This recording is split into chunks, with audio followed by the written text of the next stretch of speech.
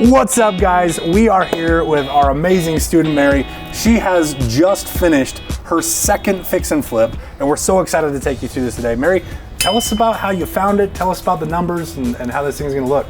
So I found this through a wholesaler, and we purchased it from him for $313,000, and we spent $60,000 on rehabbing this home. And we are actually already under contract before even completely finishing it. But we just have a few things to finish with it, and then we'll be selling it for $450,000. Perfect. That's awesome. What's your profit on it? And I'll be profiting $45,000 from it. $45,000. Let's go check this thing out. Come on, let's go. Hey.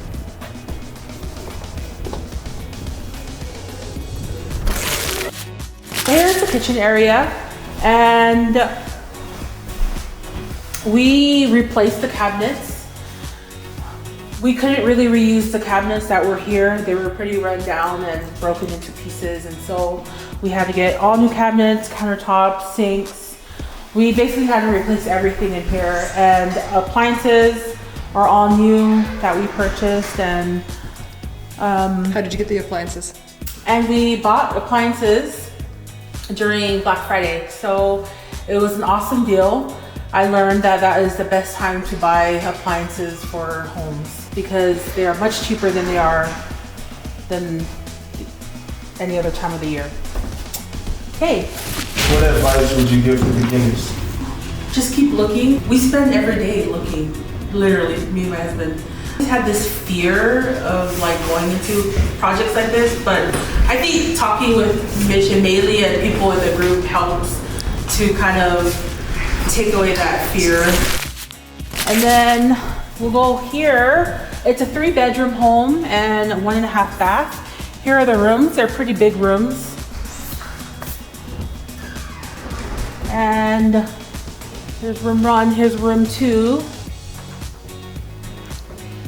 Was it a conscious decision to not put doors on the closets?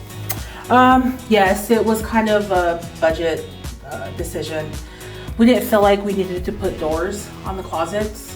I think giving a family a nice bathroom, replacing the windows, replacing the roof, you did the important stuff. They've got a really nice remodeled bathroom. They got a nice remodeled kitchen that you did. Mm-hmm. Like for me, I'd rather have the nicer kitchen than and I mean, these closets are fine, right? You put up a clothes hanging rack and it's perfect, especially for like the demographic of the neighborhood that we're in. It's totally fine.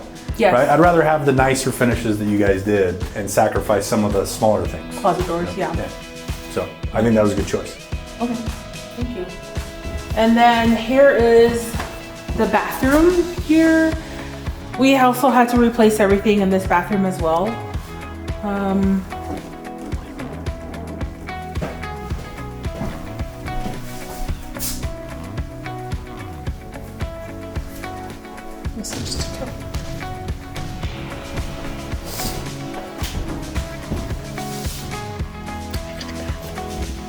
And then here is the area where we built an extra half bath with the laundry room. We did knock this wall down, but there was a door here to the outside of the home. So we just basically closed this up and opened this up. And then to make it that we can have an entrance from inside of the home.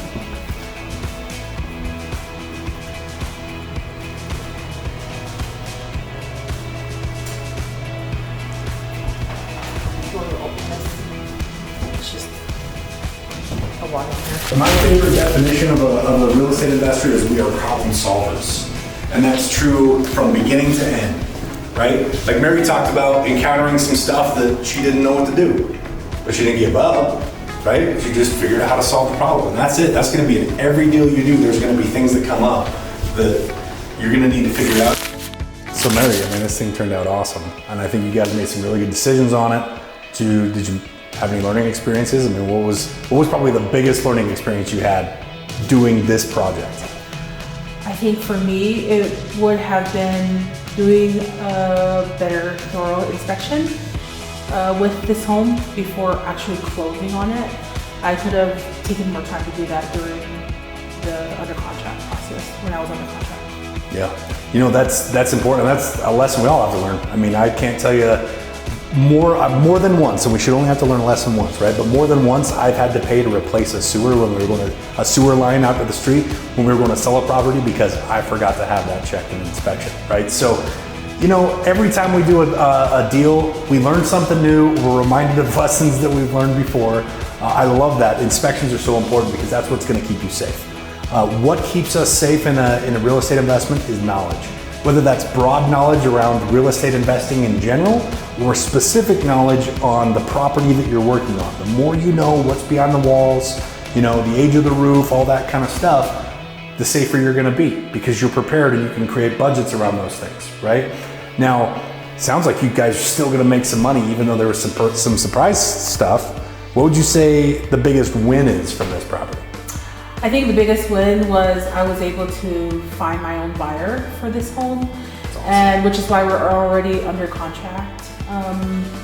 And so even though I would have probably made much less than I am right now, I found a buyer that I'm able to now make $45,000 instead of like $15,000. Yeah, because you saved on those agent fees. Yes. You found your own buyer. I love that. Well, Mary, well done. Thank You you. nailed it. Thank Now you. on to the next one, right? Right, yes, on to the next. Perfect. And in the meantime, guys, if you like this stuff, make sure you subscribe, hit that like button, it really helps us out. If you have any comments, if you have any thoughts, if you would have done something different on this property, let us know in the comment section below.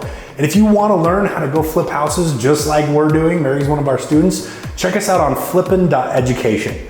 Until next time, we'll see you on the flip side.